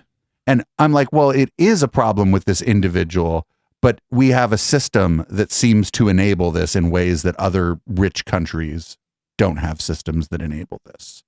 Right. Unless you want to tell me that the people in other rich countries are just better than Americans, in which case then your American exceptionalism thing goes out the window, doesn't it? Yeah. So this I don't know what the solutions are, but they're not going to be put God back into the crust of pizza or whatever the fuck these people want to do. Yeah. Get more people in the church. These are solutions. These are so-called solutions that only deal with the individual and not with the systems and the structures of our society. And that's, I think, one of the places that just individualism versus like collectivism or systemic analysis is like where I think the American left and the American right just veer off away from each other. And that's why we can't fucking agree on anything. Yeah. And things were pretty fucked up when the country was more Christian. let's not, it's, oh God, here's Cocaine Don Jr. talking about AR-15s and bats or fucking, I don't know. Okay. A machete, a bomb. It's the gun. It's not the sociopath wielding it, folks. Again, it's the fucking individual. It's like, shut the fuck up, Cocaine Don. Yeah. This kid would be a well-adjusted, reasonable individual. He'd be a wonderful human being, right? He wouldn't have done the exact same thing with a bat or a bomb. No, he wouldn't have. A Thank bomb? you very much. Ooh, a bomb. Don't give them any ideas, Cocaine Don. The bomb sounds a bomb could be devastating, and that has happened in the past, but for some reason it doesn't happen very much. It's not very often. Something about we actually like track those bomb making materials. Wait, you mean I can't just go buy a bomb? No, you can't. I mean, you buy anything if you have enough cash and know the right people. If you're good enough, like you can get the materials to make. If you really work hard at it, but doing it without being noticed is difficult because they do track stuff like fertilizers that are used to make the bombs. And no, a bat would not have been able to cause as much damage as freaking assault rifle. So shut the fuck up. Right. It's a little bit dark, but you could put like the home run king in this situation versus like an 18-year-old with even just a handgun. And I could tell you that the body count of the home run king would be much smaller than that of a person, even with just a gun that fires a lot of bullets in a short amount of time. Right. Also, like, honestly, to kill somebody with a bat, I mean, that's up close and personal. You got to be a special kind of sicko to do that. Yeah. The gun, like, you're detached almost from it in a way. Like, physically, you're like by tens of feet. So it's not as real. Improvised device or a machete. He's a great kid. Don't judge him. We have to pretend that even the biggest psychos are totally great for fear of reprisal, for fear of the lawsuits. What? For fear of being stigmatized and maligned ourselves for stating those things and calling out the obvious. That's what's going on right now, guys. Enough is enough. We have been coddled for too long. We teach to the lowest common denominator. That's what a school, a school does have to teach to the kid that's having the hardest time. That's what the school is there for. This is an elementary school, right? Like, yeah. What are you? Coddling is okay at that level. Like, that's not a big problem. You're not supposed to like throw them in front of people with guns to prove their toughness, or I don't know. Like, what the heck is he talking about? And like, what do you mean the lowest common denominator? Some of these people are in kindergarten. How much are they supposed to know, Don? Yeah, seriously. Anyone who had a chance beyond that. We pretend that everything is great and fine because we can't acknowledge anymore. No one's pretending that, buddy. You're just high as fuck. You think you're pretending that. Does he just get high and do these videos? Like, what's going on? I don't know, Matt. Have you ever tried it? No, but at least like when you smoke up, like you're more. It's different. I know. You know enough about drugs that cannabis is appreciably different than most other illegal drugs. And And cannabis isn't even illegal in California, but it's appreciably different than a lot of other things. That's why many places At least have you're legalized coherent until like midnight. And well, that's alcohol, Matt. Alcohol. That's alcohol, right? It's not the cannabis; it's the alcohol. I'm kidding. I get it. People are screwed up. Yes. We can't acknowledge what the actual causes are. It's not, a drug addict, mother, and a missing father, and a lack of religion, indoctrination programs in our schools, you crazy teachers, teaching some of the crap I've been talking about in this video. It's none of those things. Never ends, man. It's obviously not the total lack of any discipline, patience, perseverance, that's just gone from society. It has nothing to do with that, guys. It's none of those things. Lack of discipline. You do like $1,000 worth of cocaine every week. It's not a real problem. Just medicate, give them pills. Everyone wins. It's fine. So, they went back to the participation trophy meme or whatever you want to call it. And that's again, kindergartners, little kids, everybody gets a trophy because it's cute, right? Yeah. Then everybody gets to take a picture of their kid with it's more for the parents than the kids, right? Yeah. The kids want to fucking win. Even the little kids, they want to win and they know who won. It's for the parents. But not for nothing. He got one thing right, but he said it in the fucked up way. Yeah. A bad, violent home life probably does lead people to be more likely to be a violent adult. Yeah, well, you're right when you say more likely, but it's not definitive. And we don't know all the details of why and hows. And we're not entirely clear. The conflict between nature versus nurture, right? How much of it is your genetics or otherwise your nature, not always genetics, by the way. And how much of it is nurture, how you're brought up. If you're in a bad family, had a bad family life versus a good one. Or stuff that's not even related to your family life. Right. It might not even be family. It might be that you are weird and the other kids are mean to you. And after a couple of years of being bullied, I bet it changes someone dramatically.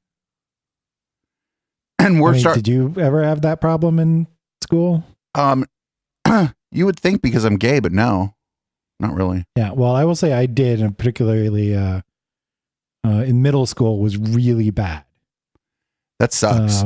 And the only good thing about it was it was just middle school and I was able to leave. And went to a different high school. I am pretty proud of myself that I never participated in bullying. At least that I recall. I was probably mean to some of the kids, but that's different than systematically bullying some kid, Yeah. But I was like a stoner and I was like a gay kid. I was like an out gay kid by 16. So what are you gonna? It's good that you could do that. And before that, I was a closeted gay kid. I wouldn't go around bullying anybody else. Fuck that. Anyway, here's Tim Pool.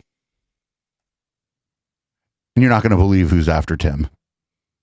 Everybody? No amount of children dying should justify someone having their rights taken away. What if it's all the children, Tim? Right? What if hold on. No amount of children dying should have their what taken away? Rights? No amount of children dying should justify someone having their rights taken away. That's just it. You do not get to strip someone of their human rights because of harm to children. Do you want to have a conversation about? Now he's talking about human rights, which is not quite the same thing as, say, gun rights, constitutional rights. And the harm that will befall them by them being sterilized by puberty blockers. Oh, by them being castrated, or by girls getting top surgery. You want to talk about their rights or infringements or what's happening to these kids? Do you want to strip someone's rights? Let's have that conversation. No, I don't think you're ready to have that conversation. I don't want kids to die. Quite the opposite. I want kids to live full, normal, and healthy lives, to become adults, because that's the important thing. Puberty blockers are not a big deal. They're reversible if you get off of them later in life. Don't cause a problem, but do give time for kids who are unsure of themselves in that way, their gender, gives them time to figure it out.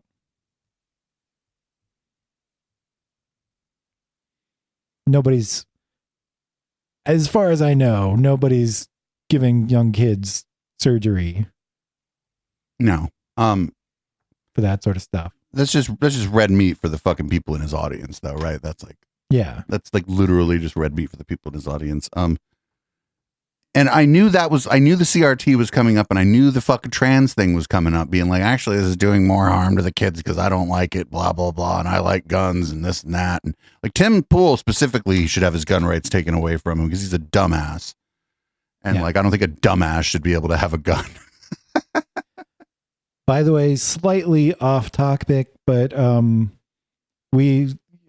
still do the Silicon Valley humanist group because they still do stuff online, and they had a pretty terrible, I think, video on CRT. So I may want to talk to you later about if you know somebody who may have a little more knowledge and be willing to talk to them. Was it the humanist community anti-critical race theory? It was, the video that they showed was somebody who's supposed to be liberal, but it seemed like it was supporting, or it was anti-critical race theory being taught in schools. Do you remember their name? Huh? Do you remember their name? I want to say McCormick, but that doesn't sound right. Oh, that's fine. If you can find the video, yeah. I don't know any critical race theory people. Professor Q does critical theory, which is also Roderick Graham, who I've interviewed, is a sociologist who also does critical scholarship. And maybe, but you're like a humanist group, so you guys might be able to find a person who is in the field of critical race theory.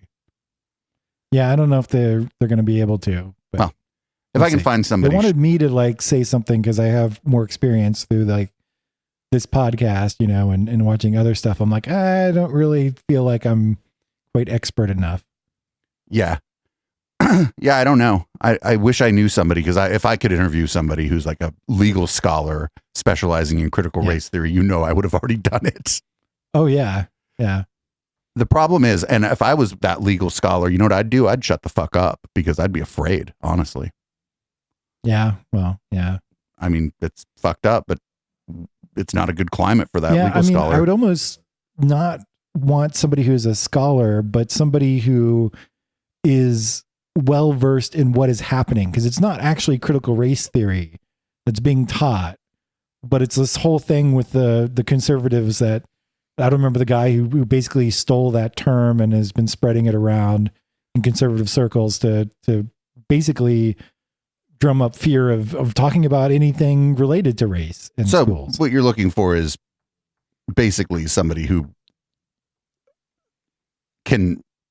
monitoring those kind of moral panics, basically. Yes. Yeah. But not me. To me, that would be the best. But not me. Someone who like writes for a publication. I mean, you could do it, but I don't think you want to. No, I don't want to do it because I don't want to answer stupid questions from the person from Better Angels of Our Nature or whatever. I see that shit in anybody's profile, and I'm like, if I engage anybody with the Better Angels shit in their profile, they're gonna block me and tell me that I've come in bad faith.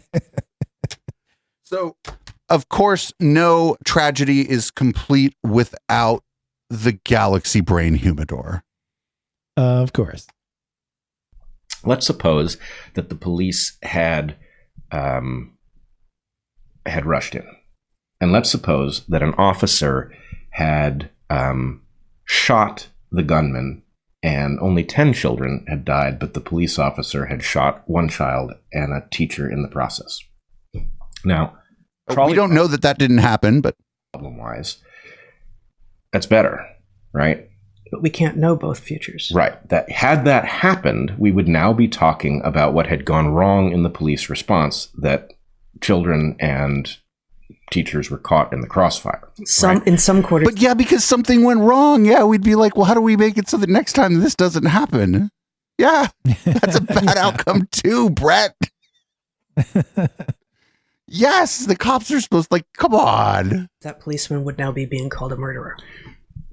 Something, what if the police officer was white and the teacher was Hispanic, right? What added situation what added spin is this going to add to the fury over what went wrong in Uvalde, right? Mm-hmm. So the explicitly racialized context in which we are expected to engage all of our fellow human beings, as brought to us by, frankly, charlatans like... Wait, they're making up different tragic scenarios in which people would cry racism when no racism existed, right?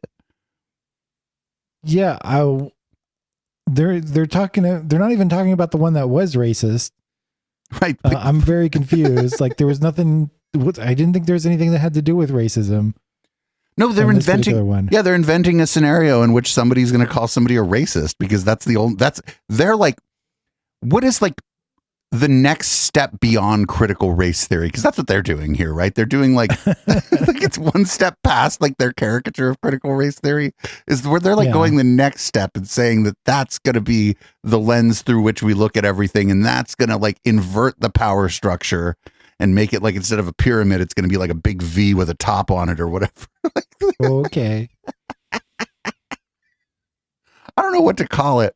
It's like an inverted caricature of CRT. Oh, and they're going to name people they don't like, and I bet these are all going to be people of color. Let's go back a quick second here. Do they think that they're the single people at the very tip of the inverted pyramid that is being oppressed by everybody? Oh, probably. Yeah. Brought to us by, frankly, charlatans like Ibram X. Kendi and Robin DiAngelo. Black.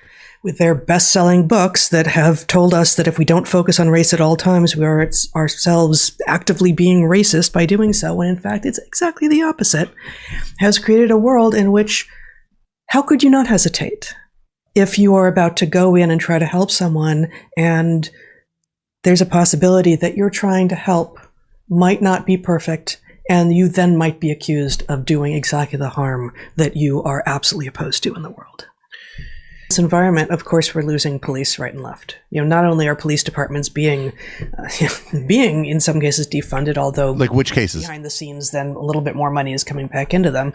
But many of the best police have a dark budget now. Shut up, Heather. Cops either did not apply, the future best cops selling arms to Iran or something, or retired early, or like, yep, I'm out of here. Or we're driven out by mandates. And so the point is, we've done out by mandates. Heaven forbid the cop that arrests you not give you fucking COVID as you're arrested possibly for something you didn't do, or it's like a very minor offense and now you're in fucking jail with COVID. Yeah. Oh God. We've done all kinds of things to reduce the effectiveness of our police, and now we're like, well, where the hell were the police? Well, no, we asked why. No, we knew where they were. Yeah, why didn't they go in like the fucking Rambo ass motherfuckers that all the conservatives say the police are? Right. Like, where was the boot?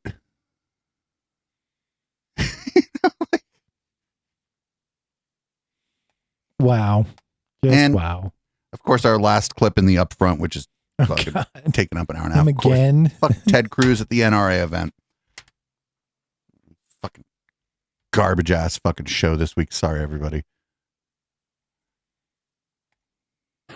Here's a statistic from the Obama White House. Hardly a right-wing source. Guns are used defensively to stop a crime between 500,000 and 1 million times every single year. Great. How many gun crimes happen every year?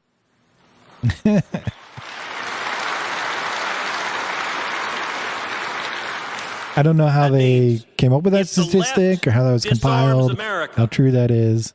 Those crimes would no longer be stopped. Many more single moms in subways would be assaulted or raped or murdered. Home invasions would turn much more deadly as only the criminals would have guns. Home invasion is exceedingly rare. Home invasion is a specific type of crime where the assailant is almost always known to the victim. Yeah. Much more often, your house is burgled by somebody with a gun who would very much prefer not to use it because now they're committed a gun crime. Mind you, bringing the gun in while you burgle is bad enough, but it's also safer to burgle a house when nobody else is there. Right. And I think a lot of people don't understand, like, the home invasion is just an exceedingly rare and exceedingly violent and oftentimes very personal crime. Right. I wonder how many of those are DV Far more children. or former partners. So does that mean we're helpless? That there's nothing we can do to stop these crimes? Absolutely not. Let's focus on what works. Stopping the bad guys, imprisoning violent criminals, and protecting our vulnerable. Hey, you know what? If you imprison people who have guns that they're not supposed to have, they don't commit the crimes later either.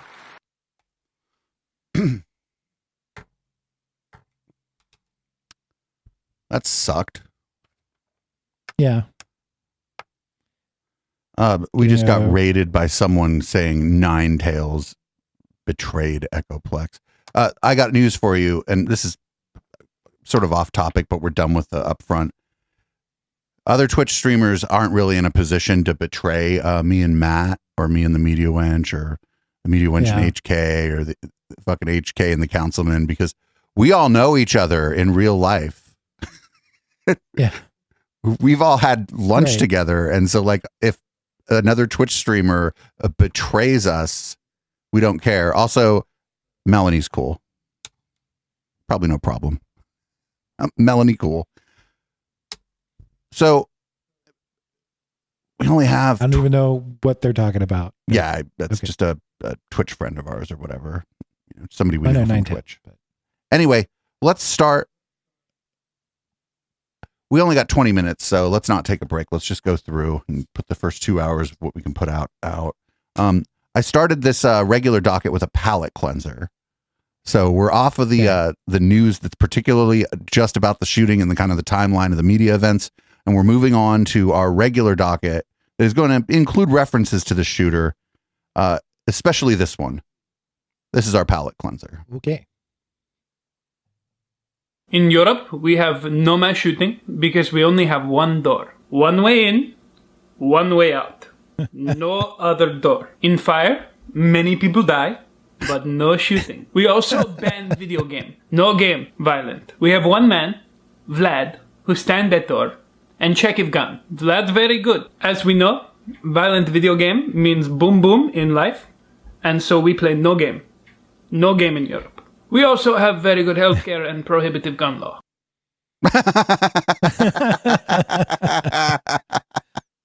Fuck yeah.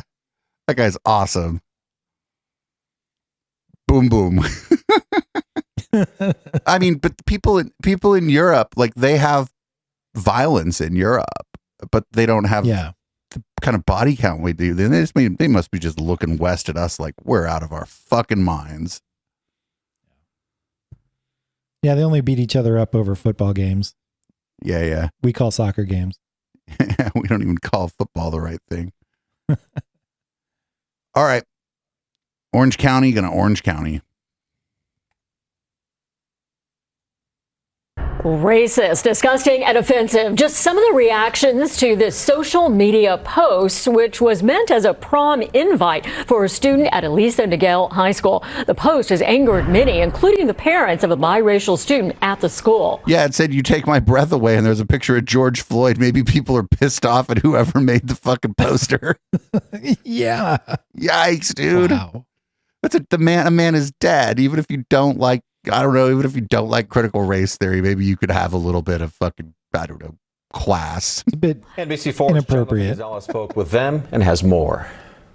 The hard part is that no matter how much you prepare them, they're still not ready. You know, and that's the hard part. They're still not ready. Angela and her husband Mike also weren't ready when their daughter showed them this disturbing social media post last night. They say it shows their daughter's Elisa Niguel High School classmate holding this racist prom proposal, saying, "If you went to prom with me, it would take my breath away." right next to a photo of George Floyd. We cropped out the two people in the photo because they are minors. I had a Black Lives fist up on it, and then I had a picture of George Floyd, and then at that point, I was like, are you serious? We're making this a joke. Just Laguna Niguel, that's where that one lady, Lenka Coloma, lives, if you can imagine. Their daughter is biracial and also going to Elisa Niguel's prom this weekend, and they don't want the boy involved to be there. We really just don't want this kid around our daughter. And, and plain and simple.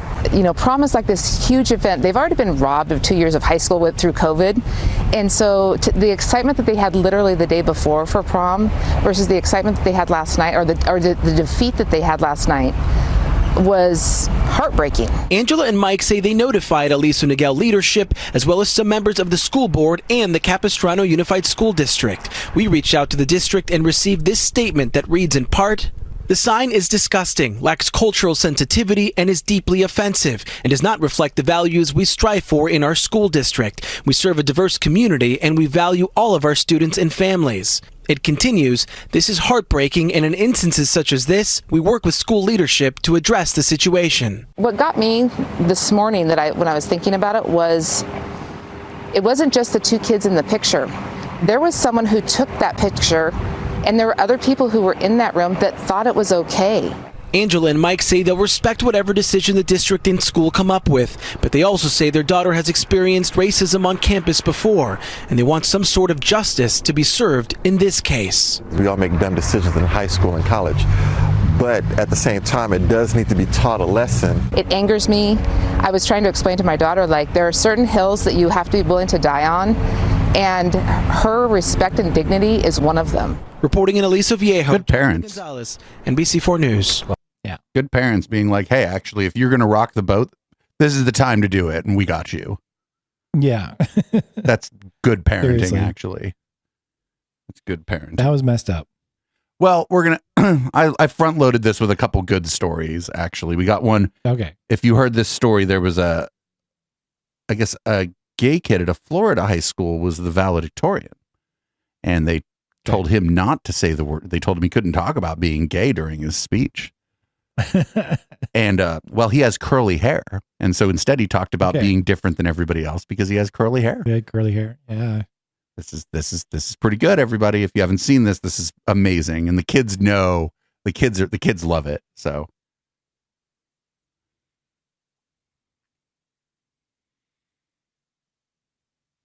That is why I must discuss a very public part of my identity.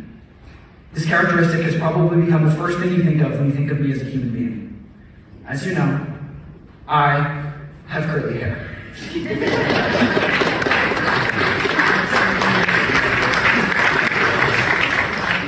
I used to hate my curls. I spent mornings and nights embarrassed of them, trying desperately to straighten this part of who I am. But the daily damage of trying to fix myself became too much to endure. So, while having curly hair in Florida is difficult, due to the humidity, I decided to be proud of who I was and started coming to school as my authentic self. Here, it was Miss Ballard who answered my questions because I didn't have other curly-haired people to talk to. It was Mr. Pollan who read essays about curls costing me an opportunity that I really wanted. It was my friends that told me that curls look good on me and that I should stop hiding them. It was a messy and twisted growth process, but eventually I did. It's because of the love I've drawn from this community that I came out to my family. Now I'm happy. Now I'm happy. And that is what is at stake. There are going to be so many kids with curly hair who need a community like Pineview, and they will not have one. Instead, they'll try to fix themselves so that they can exist in Florida's humid climate. I've been preparing for this speech since I was elected my freshman year. Do you think that I wanted it to be about this? It needs to be about this for the thousands of curly-haired kids who are going to be forced to speak like this for their entire lives as students. Fuck yeah. Yeah, that was pretty good. Smart kid, but yeah, like Chat was saying, unfortunately, you shouldn't have to do that. Yeah, well, yeah. You shouldn't have to outsmart the faculty just to give a speech about like how hard it was sometimes being a gay kid in school in Florida. But he killed it, and it was obvious what it was about. And I hope there's some administrator somewhere who is fucking fuming about this. Yeah. I hope there's a school administrator who hella mad about this. Oh man. All right. This is David Perdue. Thankfully, this is a former candidate for Georgia's governor's race because Mike Kemp won the primary. Is it Mike Kemp? Kemp. I know his last name is Kemp. He won the primary. This was Trump's guy. And he's going to say some pretty, awful things about Stacey Abrams, who is the presumptive. I think she is the Democratic nominee for the governor, although I don't know. I could have looked that up, but that would mean I would be a good show host. Did y'all see what Stacey said this weekend? Said that Georgia's the worst place in the country to live. I don't think she said that. She ain't from here. Let her go back where she came from. She doesn't like it here. Wait. Where'd she come from? The only thing she wants is to be president of the United States. She doesn't care about the people of Georgia. That's clear. When we saw in 2018 what she did and what she said, we're going to have a blue wave, we're going to do it with documented and undocumented workers. I don't think a lot of people in Georgia understand. I don't think she said that either. Black farmers, you don't need to be on the farm. And she told black workers in hospitality and all this, you don't need to be. She is demeaning her own race when it comes to that. I am really over this. She should never be considered for material for a governor of. Whoa. Wow. There's no way she said any of that shit, or at least, even if he was able to infer that, there's no way she said any of that shit. Have you ever seen that lady talk? I believe she's the one who played the Federation president on Star Trek Discovery. So yes. Yes. Yeah, but she's very she's a very good public speaker and would never say anything that people or the people she's trying to reach would interpret in the way that she that they're interpreting it. And if she told people like that, oh, you don't need to be on this, you don't need to be here, you don't need to be there, I would assume she was talking about on election day. Do you know what I'm saying? Like, you need to be voting on election day. But I don't know the thing he's referring to, and I don't care because she doesn't bring shame upon her race. She doesn't bring shame upon anyone. Just making up stuff, basically. She seems great. She doesn't bring shame on anyone. She also not has her my family. vote for Federation president. David Perdue brings shame upon the human race. Yeah. Up next, Marjorie the Gathering. She showed up at her opponent, not her primary opponent, but the person who it looks like is going to be her opponent in the general. She just showed up at his office. He had been kicked out of through her primary yet, or is that still going? That I don't know. Again, I think this was before the primary. Okay. But I think Georgia had it. She's from Georgia too. So I think Georgia had their primary. So I think this is now her opponent in the general. But she's going to show up at his office. Interesting, because he was kicked out of one of her events. And if you see, they don't even ask her to leave. Okay.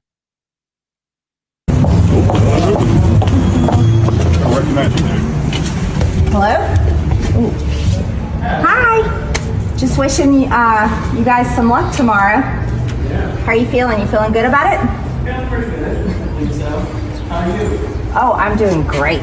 Feeling fantastic about tomorrow. Fantastic, Sean. I'm glad to hear that. Okay. Somebody working here? Yeah, we're just working off here. It was like the day before the primary. They're out pounding the pavement, you dumb fuck. Yeah. A little messy at the front door, maybe. Oh, shut the fuck up. Yeah. It's a temporary campaign office. It's going to be a fucking disaster. All right. Good luck, guys. So, what did she think she was doing? I don't know. She thought they were going to tell her to leave, I think. And they didn't. So. Because she didn't even go inside, first of all. Yeah. Poked her head in. Man, we got 8 minutes. Okay, hold on. Where did the time go? The first part of this took it all up, obviously. Yeah. Oh, we're going to go to the monkeypox part of the docket, if that's okay. Oh, great. Okay. Here's Marjorie the Gathering, monkeypox understander.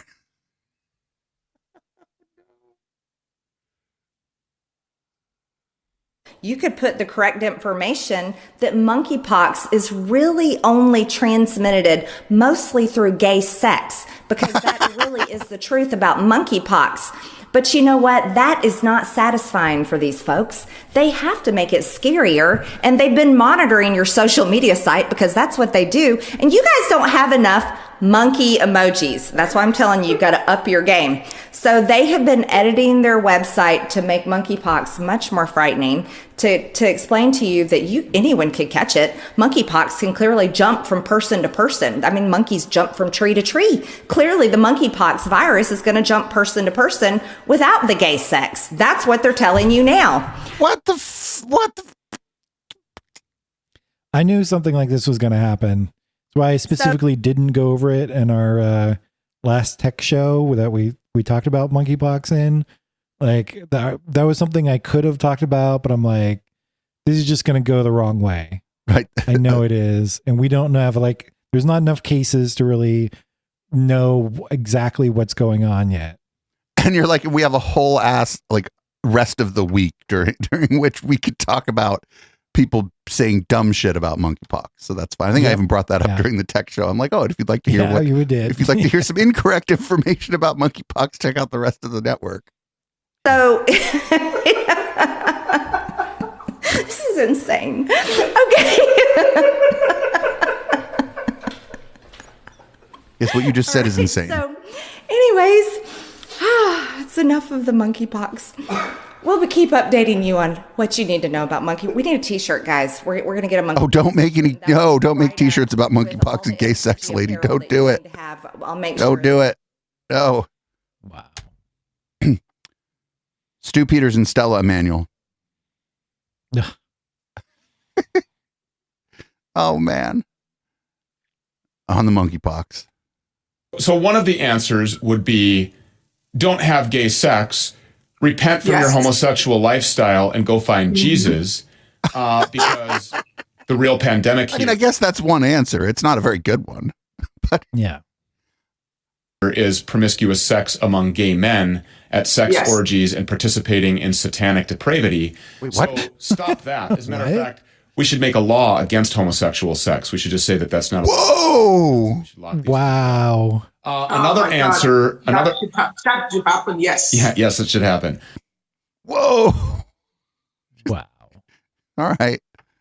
Oh God. All right. I fucking whatever. I got nothing. That one speaks for itself. Stu Peters wants to just outlaw gay sex. Yeah.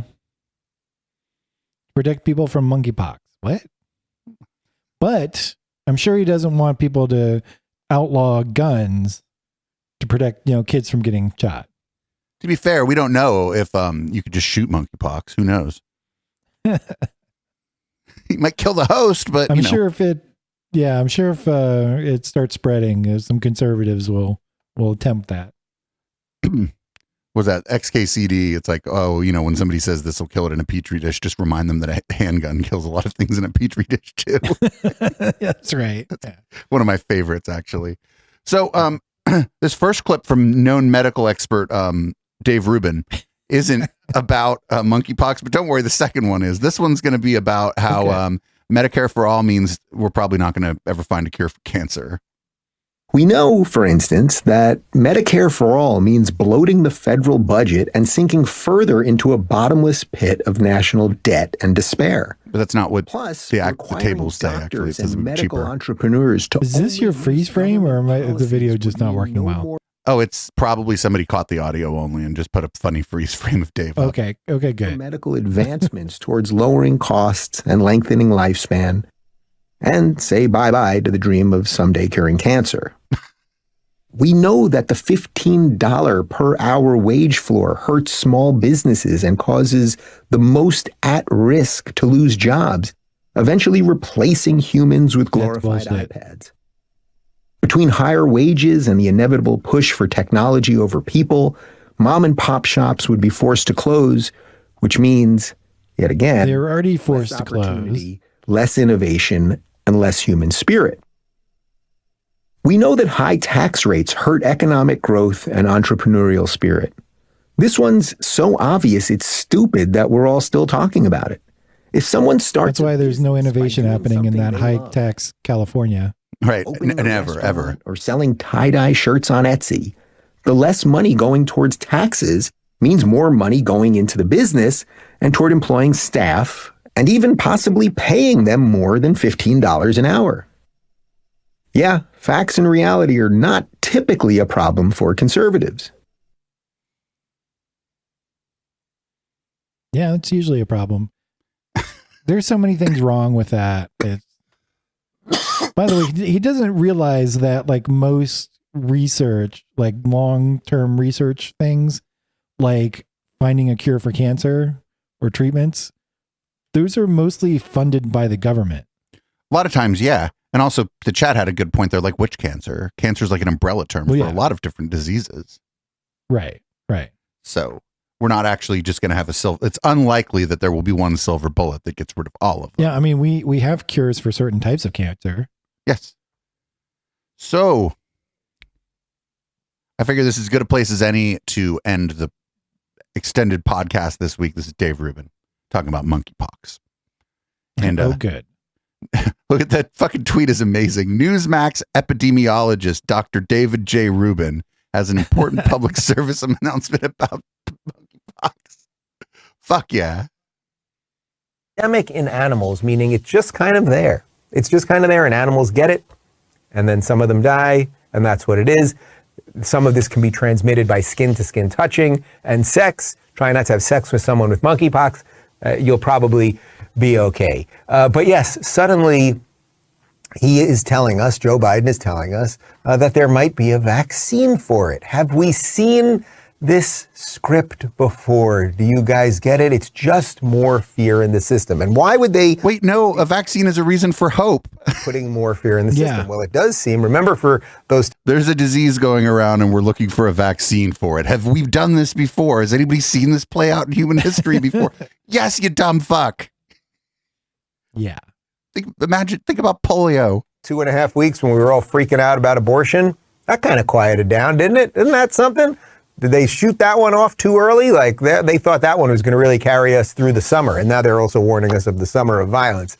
But they want a certain amount of fear in the system. Maybe Tim Pool is. I think people are just sort of not as afraid of COVID anymore. I think people have realized, boy, we were all wearing masks on planes. Nobody really wanted to. Then we all took them off. Most of us have the vaccine. Okay. What an idiot. And boosted. God.